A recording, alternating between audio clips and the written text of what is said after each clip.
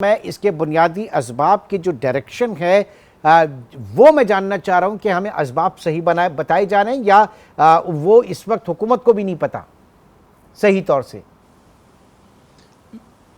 मेरे ख्याल में इनफॉर्मली हर किसी को मालूम है, मगर फॉर्मली हमें मालूम नहीं है। पाकिस्तान की क्लीन एयर की पॉलिसी है, उसमें चीज़ें लिखी हुई हैं, उन पर कोई अमल नहीं हुआ। उससे पहले 2014 में वर्ल्ड बैंक ने एक स्टडी की थी, उसमें चीज़ें लिखी हुई थी, उन पर अमल नहीं हुआ। और अमल ना होने की वजह यह है कि हम उन चीज़ों को रिकॉग्नाइज़ नहीं करना चाहते। हम ये समझते हैं कि 1-2 महीनों की बात है, दुआएं मांगेंगे, बारिश होगी, मसला हल हो जाएगा। ये 12 महीने का मसला है और कई सालों का मसला है। पाकिस्तान के काफ़ी सारे शहर, लाहौर भी, कोई 15-20 साल से दुनिया के सबसे पोल्यूटेड सिटीज़ की लिस्ट में आ रहे हैं, तो हमने तो कभी कोई एक्शन नहीं लिया। और उस एक्शन की अगर आपने, जो आपका सवाल है, अगर आप उसके साथ स्टिक करें तो मैं उसके ऊपर 1 मिनट आपसे लेना चाहूँगा। हमारी कुछ पॉलिसी चॉइसेस होती हैं।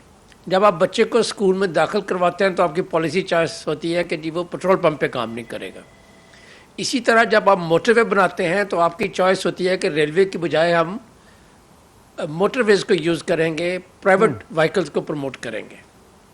जब आप बैंक्स के थ्रू लोन देते हैं, जैसे शौकत अजीज साहब ने देने शुरू किए थे जब वो फाइनेंस मिनिस्टर बने थे, जनरल मिनिस्टर कंज्यूमर फाइनेंसिंग 1999 में, और जब बाद में प्राइम मिनिस्टर बने तो उन्होंने बैंक्स के साथ लोन करके प्राइवेट व्हीकल्स को प्रमोट किया।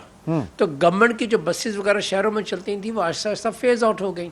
सही। तो अब हमने पॉलिसी चॉइस बनाई है कि हमने प्राइवेट ट्रांसपोर्टेशन को प्रमोट करना है, गाड़ियों को प्रमोट करना है, मगर ट्रेन को और जो पब्लिक सेक्टर का ट्रांसपोर्टेशन सिस्टम है उसको प्रमोट नहीं करना। तो पॉलिसी चॉइस हमने की हुई है, ठीक है। और उसी वजह से जब हमें मुसीबत आती है, कंजेशन होती है, तो हम रैंडम नहीं, तो हम ये कह सकते हैं ना सर कि ये डिजास्टर बाय चॉइस हुआ है फिर। जी बिल्कुल, ये बाई चॉइस हुआ है। हमारे पॉलिसी मेकर ने कभी इस चीज़ को एनालाइज नहीं किया। आज भी अगर देख लीजिए तो कंजेशन का जो इलाज हमारे पास है कि वो ग्रीन बेल्ट को ख़त्म करके, फुटपाथ को ख़त्म करके हम सड़क को चौड़ा कर देते हैं, ओवरहेड ब्रिज बना देते हैं, अंडरपास बना देते हैं। हमने तो अभी भी इस चीज़ का सोल्यूशन नहीं निकाला कि शहर लोगों के चलने के लिए होते हैं, गरीब लोग भी हैं, उन्होंने साइकिल पे भी आना जाना होता है। यूथ है इस मुल्क में, इतने ज़्यादा लोग हैं जो साइकिलों पर आ जा सकते हैं, मगर हमने पेडेस्ट्रियंस के लिए जगह इतनी तंग कर दी है कि उनके लिए शहरों में ज़िंदा रहना पॉसिबल ही नहीं रहा। They have to have their own. अच्छा, फिर हमने ऐसी कंपनियों को लाइसेंस दिए 60s में, उनकी जो मोटरसाइकिल्स हैं जो 1.5-2 लाख रुपए की मिलती हैं, उन्होंने कोई टेक्नोलॉजी इनोवेशन नहीं की। चाइना ने उसके मुकाबले में ईवीज इंट्रोड्यूस की हैं जिनकी प्राइसेस कम है, मगर हमने इनको इतनी मोनोपोली दी हुई है कि हम चाइनीज़ मोटर बाइक्स को जो ईवी की हो सकती हैं, जिसके साथ हमारा रिक्शा मोटर बाइक भी चेंज हो सकती है, वो भी नहीं हमने चेंज किए। सो मेरे ख्याल में जबकि खुद चाइना ने सर 8-10 साल पहले चाइना जो है सबसे बड़ा इसका एक विक्टिम था इसी स्मोक का, और वो सक्सेसफुली उन्होंने अपने आप को एक ट्रांसफॉर्म किया वहां से।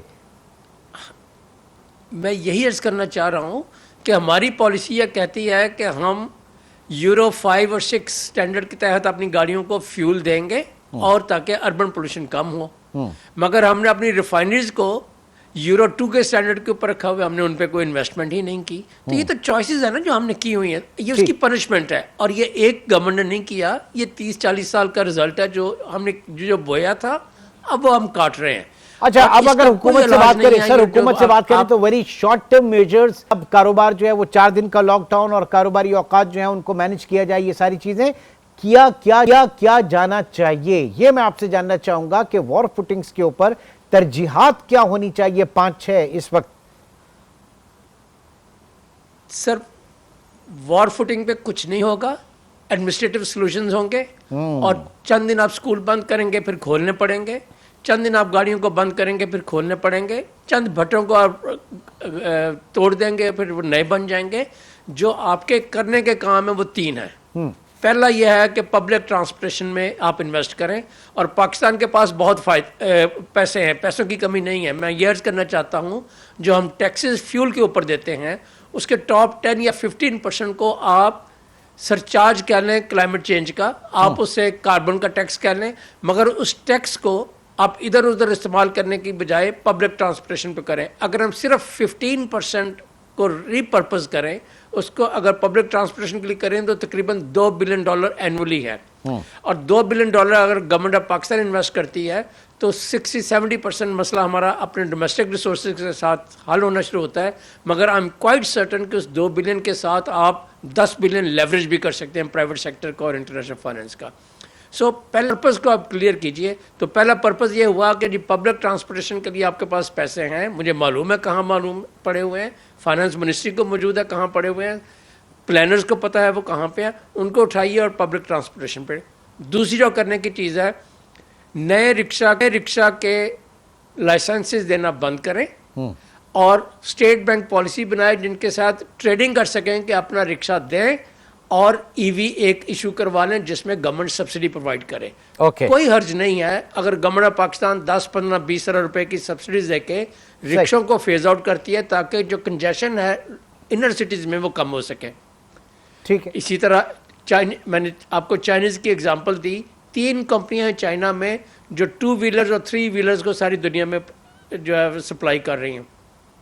अगर पाकिस्तान उनकी पूरी प्रोडक्शन लाइन भी खरीद ले और उनके साथ जॉइंट वेंचर भी करे कि जी पाकिस्तान में प्रोडक्शन शुरू हो तो हम 8-10 साल में मोटर बाइक्स, 2 व्हीलर्स और जो अर्बन ट्रांसपोर्टेशन के जो इश्यूज़ हैं जैसे शाहजोर वगैरह और सुजुकी और पिकअप ट्रक्स वगैरह को भी हम कर सकते हैं। जब हम ये कर लेंगे तो हमारी एम्बिएंट एयर क्वालिटी ठीक होनी शुरू हो जाएगी। मगर एक चीज़ मैं ज़रूर अर्ज़ करना चाहता हूँ, अगर ये पाकिस्तान सब कुछ भी इम्प्लीमेंट कर ले तो अगले 25 साल में 2050 तक हम बेयरली प्रेजेंट लेवल से आधा कर सकेंगे। बाकी आधा भी जो है वो WHO के स्टैंडर्ड से तकरीबन 30 टाइम्स ज़्यादा होगा। तो हमें वॉर फुटिंग का आपने जिक्र किया तो उसके लिए हमें एग्रीकल्चर में भी चेंजेस करनी होंगी, प्रोडक्शन लाइन में भी करनी होंगी, इंडस्ट्री भी रिफॉर्म करनी होगी। काम करने का बहुत है मगर ये 3 बड़े फैसलों के साथ हमारी डायरेक्शन सही हो जाएगी। और जो सबसे अहम बात पाकिस्तान इंडस्ट्रियल जोन के हवाले से मतलब ये जो हम धड़ाधड़ इंडस्ट्रियल जोन्स के भी हम प्लान कर रहे हैं और कंपनीज वहां पर आए तो इसमें इसका लिहाज नहीं रखा जा रहा कि जनाब ये आपकी जो रिहायशी आबादी है उसके करीब कितनी है कितनी नहीं करीब है। चाइना ने इस मसले को भी अपना जो है वो बहुत टैक्टफुली इन्होंने हल किया और उनको बाकायदा शिफ्ट किया। जी आप गुजाफ फरमा रहे हैं। इंटीग्रेटेड डेवलपमेंट का यही फ़ायदा होता है। जब आप किसी हाउसिंग कॉलोनी का लाइसेंस देते हैं तो आप कहते हैं कि जी पब्लिक ट्रांसपोर्टेशन किधर उधर जाएगी कि नहीं जाएगी। दुनिया के बहुत सारे मुल्कों में हाउसिंग सोसाइटीज़ को सिर्फ इसलिए अप्रूव नहीं किया जाता कि वो पब्लिक ट्रांसपोर्टेशन के रूट्स पे नहीं आती और उनको कई साल इंतजार करना पड़ता है कि बजट एलोकेशन होगी, नए रूट बनेंगे, बसेस खरीदी जाएंगी, फिर ये हाउसिंग सोसाइटी बन सकेगी। हमारे यहाँ तो मादर पिदर आज़ाद है ना। इसी तरह वर्टिकल ग्रोथ होती है, शहरों का स्प्रॉल नहीं होता। जितना स्प्रॉल होगा उतनी ज़्यादा आपके कार्बन एमिशंस होंगे। एक जगह से दूसरी जगह जाने के लिए आपको टाइम भी ज़्यादा चाहिए होगा, फ्यूल भी ज़्यादा चाहिए होगा, कॉस्ट भी ज़्यादा लगेगी। तो उसका जो इलाज है वो वर्टिकल ग्रोथ होता है। आप अपार्टमेंट्स पे 10-10, 20-20, 100-100 फ्लोर के आप घर बनाते हैं। तो जितने आप 10 मील में शहर को बनाते हैं वो एक किलोमीटर के एरिया में सारा बन जाता है उतनी पॉपुलेशन के लिए। फिर मिक्स जोनिंग होती है, लोगों की रिहायशी एरिया सेटेलाइट टाउन नहीं होता शहर से 40 मील दूर, 20 मील दूर, 30 मील दूर, जो जहाँ पहुँचने के लिए 1 घंटा चाहिए हो।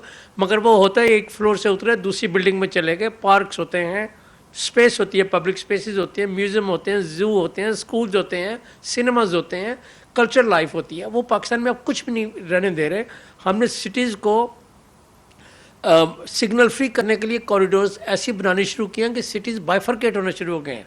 आपने एक सेक्टर से दूसरे सेक्टर में जाना हो, शहर के एक हिस्से से दूसरे हिस्से में जाना हो, तो अगर आप गरीब आदमी है तो आप जा ही नहीं सकते। एक बाइक वाला वहां पे जा ही नहीं सकता, साइकिल जा ही नहीं सकता। सर अब बुनियादी सवाल यहाँ पर आज जो है वो लाहौर हाईकोर्ट की भी एक ऑब्जर्वेशन थी कि ये हाउसिंग सोसाइटीज जो जिस तरीके से एग्रीकल्चर लैंड के ऊपर बनाई जा रही हैं, तो इन तमाम चीज़ों उसको उन्होंने रोकने की बात की।